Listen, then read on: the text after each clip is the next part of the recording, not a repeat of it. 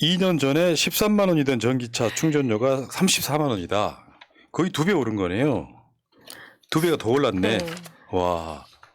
JTBC가 이런 보도를 잘해. 박성태 앵커가 요즘에 그 손석희의 스멜이 나. JTBC 전체 뉴스는 좀 모양이 빠져요. 왜냐하면 이렇게 이상한 뉴스가 많아. 검찰발 단독 이런 게 많은데 이런 뉴스는 괜찮습니다. 12만 원이던 13만 원이던 충전료가 34만 원.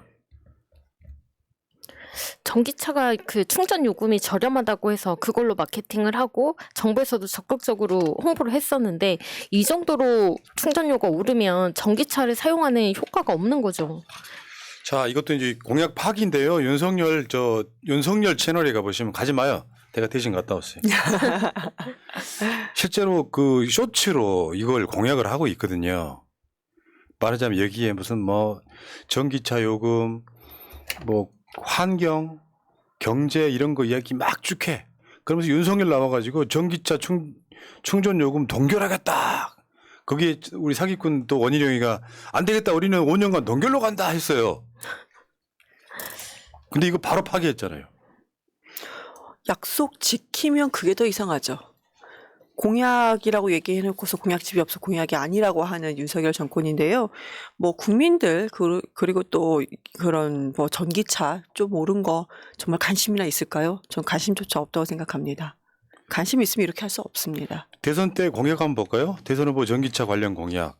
다른 거 보실 필요도 없어요. 윤석열 전기차 급속 충전 요금 5년간 300원 수준으로 동결. 참, 네. 진짜 뻔뻔한 인간이야, 진짜. 그래서 전기차 요금이 한 달 34만 원이 됐더라. 물론 뭐 특정 그러니까 택시 기사분의 사례이긴 한데 불과 2년 전에 13만 원이 된 게 지금 2.5배 정도 오른 거죠. 대단합니다. 5년간 거의 300원 수준을 동결하겠다더니 399원도 지금 300원대라고 우길 겁니까? 지금 안 그래도 택시 승객들이 다 줄어들어서 힘든데 이 정도 충전 요금이면 진짜 감당하기가 힘들 겁니다. 전기 트럭 기사님 말이 이거예요. 핵심입니다. 전기차 혜택이 많이 있었는데 그게 지금 다 없어져 버렸어. 경유차가 오히려 지금은 더 낫지 않을까 이런 생각도 가지고 있어요. 그러다 보니까 경유나 전기 충전요금이나 비슷해지고 있어 지금. 대체 이게 뭐예요? 자, 그래서 결국 그런 거 있죠. 윤석열이 이런 공약을 해서 전기차 요금 동결된다니까 전기차를 사야 되겠다 산 사람들이 있을 거예요. 그런 사람들은 윤석열 공약의 피해자입니다. 사기 공약인 거지. 어떻게 자기가 한 약속을 하나도 안 지켜? 뭐 이런 인간이 다 있어? 오늘 또 간호법이 부결되지 않았습니까? 간호법도 윤석열 공약이었는데 결국 자기가 한 약속은 다 지키지 않고 있습니다. 지킨 걸 찾는 게 더 어려울 것 같습니다. 언젠가는 윤석열 정권이 지금 민주당에서 이거는 지금 제대로 하고 있는지는 모르겠어요. 네, 공약에 대해서 우리가 분석할 필요는 있다. 공약으로 해놓고 지금 중간 점검은 좀 필요할 것 같아요. 그래서 공약이 어느 정도 이행했는지 안 했는지 그런 중간 점검은 필요한데 뭐 총선 이후에 좀 다시 민주당이 제대로 지금은 솔직히 모르겠습니다. 좀 제대로 더 확고하게 자리를 잡으면 그런 것을 추진할 계획으로 저는 좀 알고 있습니다. 잘못된 생각입니다. 그 전에 끌어내려야지. 뭔 공약 이행을 보고 있어. 안 그래요? 그러면 좋죠. 근데 지금 민주당이 할 수 있을까요? 자, 그리고 하나 더. 이번에 가계부채 비율이 세계 1위라는 거. 전에도 1위였지만 지금도 1위라는 거. GDP보다 높은 유일한 국가. 이거 심각한데 이게 지금 그런 거거든요. 코로나 때도 저 기재부 등에서 반대를 했던 그게 국가부채를 더 늘리면 안 된다. 윤석열은 그 후쿠시마에서 폭발이 없었다 같은 얘기를 똑같이 알고 있는 거예요. 국가부채가 문재인 정부 때 엄청 늘어나가지고 거의 파탄 지경이라고 말하는 게 윤석열 머릿속에 들어있는 기재부의 가스라이팅된 뇌구조거든요. 근데 가계부채 비율이 세계 1위야. GDP보다 높은 유일한 국가예요. 그래서 우리가 이야기하잖아요. 개인이 빚을 내면 이자가 높습니다. 근데 국가가 빚을 내면 이자가 싸요. 그래서 아주 쉽게 표현해서 전국민 재난지원금을 국가가 내주는 것이 가계에 도움이 될 거 아닙니까? 현실적으로. 근데 그거 안 해. 절대 안 해. 그러니까 언론들이 되게 웃긴 게 긴축 재정에도 가계부채 비율 증가? 논리모순입니다. 그게. 긴축 재정하니까 가계 빚이 더 증가한 거지. 저 언론은 진짜 오보고요. 어떤 언론은 그랬어요. 국가부채 정말 윤석열 정권 1년 동안 많이 줄었다 이렇게 얘기하는 것도 있는데요. 건전재정 기조로 해서 2023년 예산을 잡았다 이런 식으로 얘기를 합니다. 그러니까 총 지출액에 대해서 그 전에는 한마디로 2018년도부터 22년 동안에 총 그 지출 증가율이 8% 그러니까 8.7%대였다면 지금 윤석열 정권에서는 5.1%다. 이게 지금 그만큼 예산 자체를 억제해야 하고 선택과 집중을 한다고 했는데 어디에 선택과 집중이 되는지 모르겠습니다. 그러니까 국민을 위해서 예산을 사용하지 않는 것을 지금 윤석열 정권에서 이상하게 포장을 해서 이걸 홍보하고 있어요. 말도 안 되는 얘기를 하고 있습니다. 여러분 화면에 보이시죠? 그 유명한 중앙의 편인데요. 가계부채 세계 1위잖아요. 정부 부채 세계 22위예요. 코로나 때 돈 제일 안 쓴 나라 중에 하나야.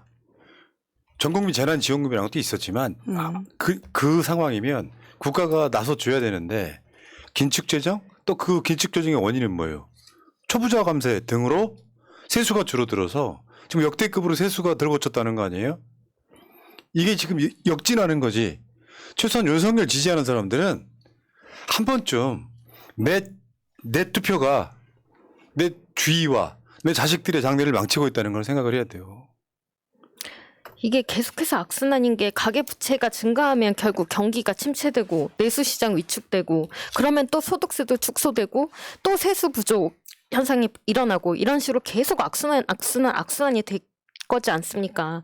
이걸 없애려면 빨리 이 정권을 끝내는 게 맞는 것 같습니다. 너무 답답해요. 맞아요. 옳은 소리신데 너무 답답한 게 지금 가계부채가 세계 1위다. 그런데 그 윤석열 정권에선 그럼 이 대책이 뭐가 있는가 얘기해야 되는데요. 전무합니다. 가계부채 세계 1위고 국민들이 겨려하는데 어떤 대책이 있느냐 전무하고요. 그리고 39만 자영업자들 중에서 소득의 70%를 지금 현재 빚 갚는 데서 사용한다고 합니다. 정부가 여기에 관심조차도 없습니다. 그러니까 언급조차도 하지 않고 있습니다. 가계 대출 잔액이 그 문재인 정부하고 이렇게 많이 비교를 하잖아요. 그럼 문재인 정부 말 때 2019년도 말에 가계 대출 이제 잔액이 1,060조 원이었습니다. 그런데 지금은 그때 당시에는 680조였습니다. 근데 지금 1년 몇 년 지나고 지금 얼마인지 아세요? 1,060조 원이야. 지금이 1,060조 원. 거의 2배로 늘어났습니다.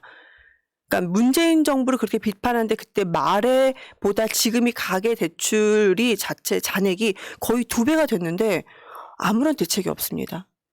그리고 우리가 이게 가계부채가 많아진 거는 아직도 그 이야기 많이 하죠. 빚내서 집 사라부터 시작해 상징적인 사건이잖아요. 그런데 그분들이 집값이 떨어졌어. 결국에는 은행에 낸 돈이 현재 집값보다 많아요. 그러면 이건 정권의 문제가 아니라 국가의 정책이 진보 보수할 것 없이 바뀌어야 돼요. 그런데 돈을 역대로 안 쓴 나라에서 빚을 많이 내가지고 마치 국가가 곳간이 비었다 같은 허위 선동을 하고 있는 이런 거고요. 하나 더 이야기 한번 해보면 작년에 80만 명대 취업자 수 증가폭이 올해는 20만 명대로 급감.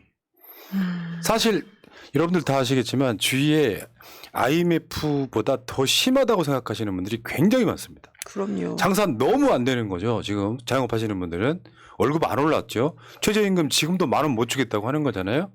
그럼 어떻게 살아? 대한민국이 80년대까지만 해도 노동자들이 정권이나 재벌들을 위해서 숨죽이고 살았던 게 맞아요. 자, 네가 참어. 우리 경제 발전해야 되니까. 그래서 90년대 초반부터 노동운동이 불을 붙거든요. 근데 지금에 와서도 최저임금 10,000원을 못 줘요. 내가 항상 주장하는 바 있잖아요. 내 경제학자는 아니지만 선순환 시켜야 된다. 최저임금 올려주고 내수 활성화시키고 내수 안 돼, 무역 적자 안 돼. 그럼 뭐 어제 내가 지난주 금요일 날 만났던 택시 기사 그랬잖아요. 7만 전자가 돼서 주식은 앞으로 오를 거야. 6개월 선행지수래. 지랄 연병 들어가세요. 그것도 어떤 근거가 있어야 되는데 당장 내 주식이 떨어지는 게 싫으니까 일시적으로 사람들이 사요. 그러다가 나중에 또 개피 봅니다. 이 상황으로 지금 악순환이 되고 있어요. 아까 이경 대변인 이야기했지만 어떤 정책도 지금 내놓지도 못하고 있어요. 이게 문제인 거예요. 어떤 정책이 어느 날 갑자기 확 좋아지는 정책이 있겠어요? 그러면 여기서 저기서 각종 정책들을 통합해 가지고 조금씩 끌어올리는 건데 그럼요. 추세가 너무 비관적이라는 거죠.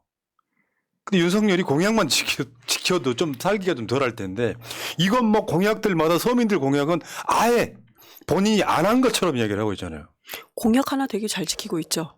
제2부속실 설치하지 않겠다. 그거 하나 정말 잘 지키고 있습니다. 아, 나 100% 공약 파긴 줄 알았더니 하나가 있네.